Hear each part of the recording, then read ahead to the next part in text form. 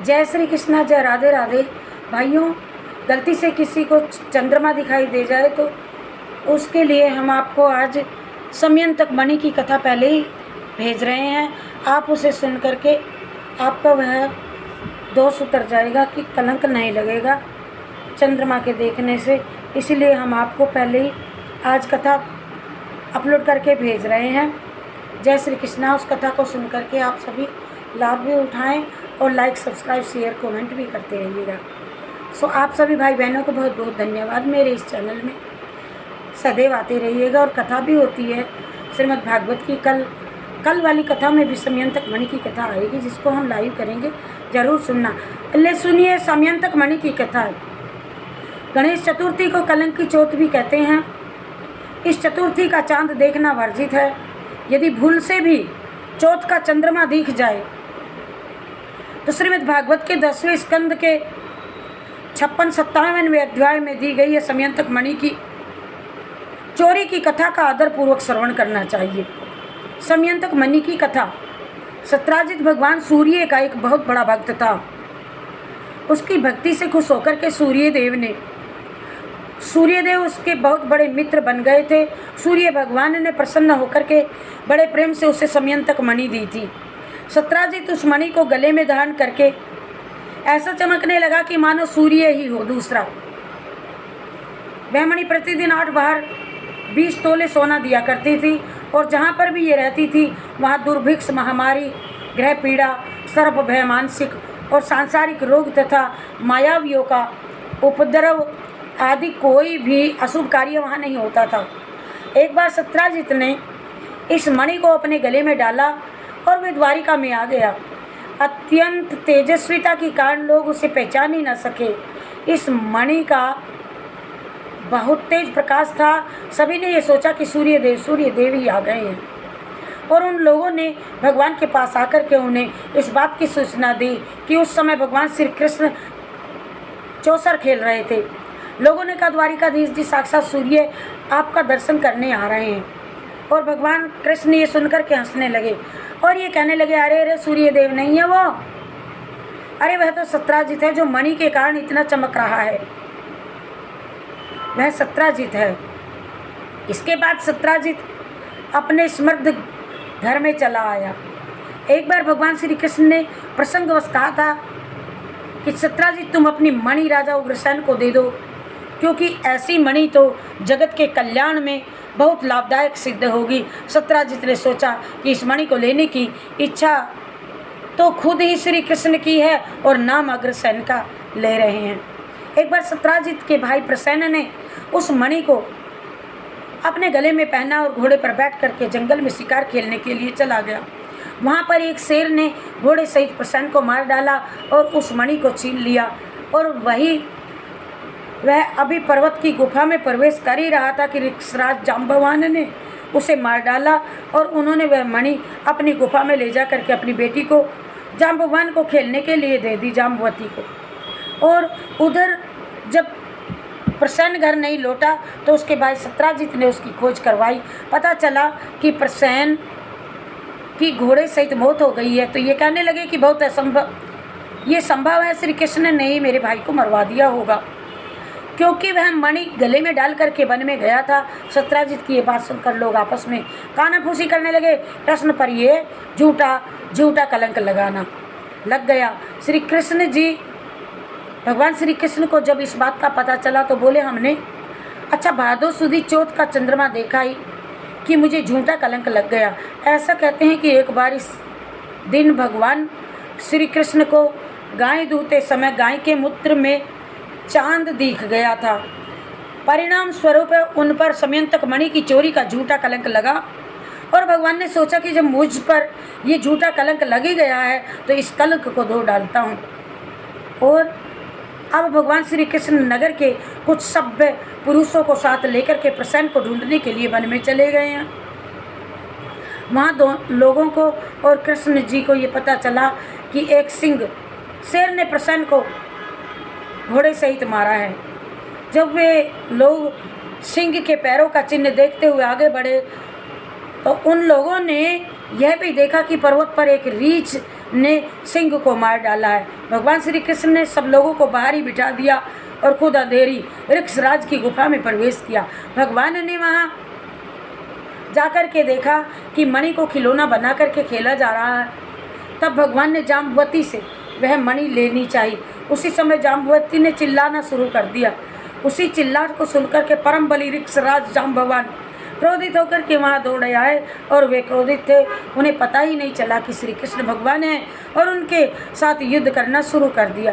भगवान श्री कृष्ण और जाम्बवान का आपस में घमासान युद्ध हुआ। युद्ध जब करने लगे, पहले तो उन्होंने अस्त्र शस्त्रों से प्रहार किया और फिर शिला पत्थरों से, तत्पश्चात फिर वृक्ष उखाड़ करके फिर एक दूसरे पर फेंकने लगे। अंत में उनका बाहु युद्ध हुआ है। वज्र प्रहार के समान कठोर घूसों से आपस में वे 28 दिनों तक लड़ाई करते रहे। बिना विश्राम किए रात दिन लड़ते रहे। अंत में भगवान श्री कृष्ण के घूसों की चोट से जाम्बवान के शरीर की एक एक गांठ फूट गई। उत्साह उनका जाता रहा, शरीर पसीने से लथपथ हो गया। भगवान ने जाम्बवान को इतना मारा कि मार के उसकी एक एक नस ढीली कर दी। अब इसने चकित होकर के कहा, प्रभु मैं जान गया आप ही समस्त प्राणियों के स्वामी हैं, रक्षक हैं, महापुरुष भगवान विष्णु आप ही मेरे राम हैं। मुझे स्मरण हुआ है कि आपने अपने नेत्रों में तनिक सा क्रोध का भाव लेकर तिरछी दृष्टि से समुद्र की ओर जब देखा था, उस समय समुद्र के अंदर रहने वाले बड़े बड़े नाक, घड़ियाल, मगरमच्छ क्षुब्ध हो गए थे और समुद्र ने आपको तुरंत राह दे दी थी, मार्ग दे दिया था। तब आपने उस पर सेतु बांध करके सुंदर यश की स्थापना की तथा लंका का विध्वंस किया और आपके बाणों से कट करके राक्षसों के सिर पृथ्वी पर लौट रहे थे। अवश्य ही आप मेरे राम जी श्री कृष्ण के रूप में आए हैं। जब ऋक्षराज जाम्बवान ने भगवान को पहचान लिया, तब कमल नयन श्री कृष्ण जी ने अपने कर कमल हाथों को उनके शरीर पर ऐसे फेरा कि जाम्बवान पुनः वैसे ही स्वस्थ हो गए। जाम्बवान जी ने कहा, ऋक्षराज हम मणि के लिए ही तुम्हारी इस गुफा में आए हैं। इस मणि द्वारा मैं अपने पर झूठे कलंक को मिटाना चाहता हूँ, अर्थात इस मणि को मुझे दे दीजिए, इसे लेने ही मैं यहाँ आया था। श्री कृष्ण और जाम्बवती का विवाह हो जाता है।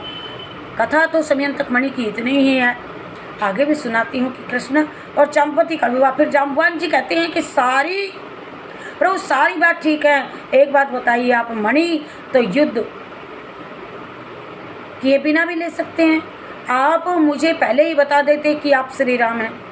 ये बात सुनकर के श्री कृष्ण जी मुस्कुराए और कहा, जाम्बवंत तुम्हें याद होगा कि जब मेरा राम और रावण का युद्ध हो रहा था, कितना भयंकर युद्ध हुआ था जिसका वर्णन नहीं किया जा सकता। लेकिन तुम उस समय यही सोच रहे थे कि और भी युद्ध हो, कोई और युद्ध हो, तो अगर राम की जगह मैं होता तो रावण को बताता मेरी भुजबाहों कैसी हैं।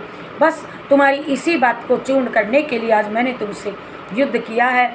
जब जाम्बवान जी ने सुना तो उनकी आंखों में आंसू आ गए और कहने लगे, प्रभु आप तो अंतर्यामी हैं, मुझ पर एक कृपा करो, मेरी एक बेटी है जाम्बवती, तुम इनसे विवाह कर लो। ऐसा कहकर के जाम्बवान ने बड़े आनंद से अपनी कन्या कुमारी जाम्बवती को मणि के साथ में उनके चरणों में समर्पित कर दिया।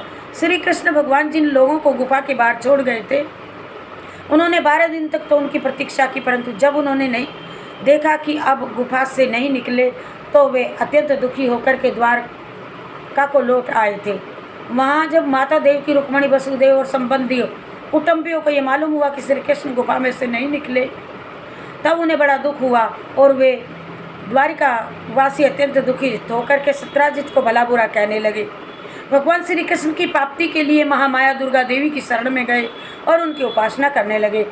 उनकी उपासना से दुर्गा देवी तो प्रसन्न हुई और उन्होंने आशीर्वाद दिया कि उसी समय उसके बीच में मणि और नववधु जाम्बवती के साथ श्री कृष्ण सबको प्रसन्न करने के लिए प्रकट हो गए। सभी द्वारिकावासी भगवान श्री कृष्ण की पत्नी के साथ और गले में मणि देख करके बड़े खुश हुए, मानो कोई मर करके लौट आया हो। तो फिर भगवान ने सत्राजित को राजसभा में महाराज उग्रसेन के पास बुलवाया हो और जिस प्रकार मणि प्राप्त की थी सब कथा कह करके उनको मणि सत्राजित को सौंप दी। सत्राजित इतना लज्जित हो गए, मणि तो उन्होंने ले ली, लेकिन उनका मुंह नीचे को लटक गया। अपने अपराध पर उन्हें बड़ा पश्चाताप हो रहा था। किसी प्रकार वह अपने घर पहुंचा और उनके मन में आंखों के सामने निरंतर अपराध सदैव नाचता रहता था। और फिर जब उन्होंने सत्यभामाशील स्वभाव, सुंदरता, उदारता, सद्गुणों से जो संपन्न थी, बहुत से लोग जिसको चाहते थे कि सत्यभामा हमें मिले, उन लोगों ने उन्हें ही मांगा था। परंतु अब श्री कृष्ण भगवान ने विधि पूर्वक उनका पानी ग्रहण कर लिया। भगवान श्री कृष्ण ने सत्राजित से कहा, हमको संयंतक मणि नहीं चाहिए, क्योंकि इनके कारण बहुत बवाल हुआ है। आप सूर्य भगवान के भक्त हैं, इसलिए यह आपके ही पास रहे। आप केवल इतना कर दीजिए कि इस मणि से जो सोना निकलता है, आप मुझे दे दीजिए। सत्राजित को ये बात अच्छी लगी। तब इस प्रकार भगवान की ससुराल से 20 तोले सोना प्रतिदिन आता, जिसे भगवान राजकाज और धर्म के काम में लगाते थे। यदि अनिच्छा से चंद्र दर्शन हो जाए तो निम्नलिखित मंत्र से पवित्र किया जा सकता है। ये सुन लीजिए। ये मंत्र है इस प्रकार से, वैसे तो मैं आपको इसको लिरिक्स में भेज दूंगी कि सिंह प्रसन्न बधितम सिंहो जाम्बवताम हता सुकुमारक माम रोदिष्ट व्योस सम्मंतका।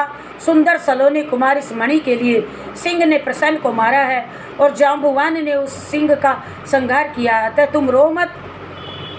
अब इस समयंतक मणि पर तुम्हारा अधिकार है। ब्रह्म वैवर्त पुराण में ये अध्याय है, ये श्लोक है, 78वां श्लोक है ब्रह्म वैवर्त पुराण में।